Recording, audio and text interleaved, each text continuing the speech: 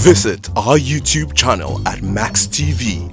Click on the subscribe button and be the first to get notifications on our uploads. Welcome back. It's Inside the Niger Delta, the authentic voice of Nigeria's oil-rich region. The federal government has restated its commitment to combat COVID-19, which is on the increase across the country, as well as other infectious diseases. The Minister of State for Petroleum Resources, Timipre Silva, made this known at the groundbreaking and foundation-laying ceremony for construction of an emergency and infectious disease hospital recently in Yenagoa, the Bayelsa state capital. Correspondent Lovely Ofigo has the report.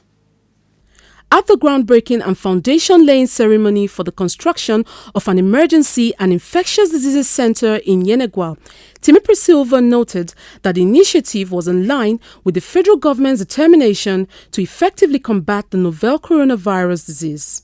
He said the project was kick-started in Bayelsa State in recognition of the state's immense contribution to Nigeria's crude oil output. It is the state that accounts for almost 40% of the nation's total onshore oil production. Indeed, nowhere deserves to be selected as the first state to kickstart the most important category of this intervention initiative than the glory of all lands. When completed, the multi-billion naira medical infrastructure project, undertaken in partnership with an oil major operating in the Niger Delta, will serve to prevent the spread of COVID-19 and other deadly diseases in the Niger Delta.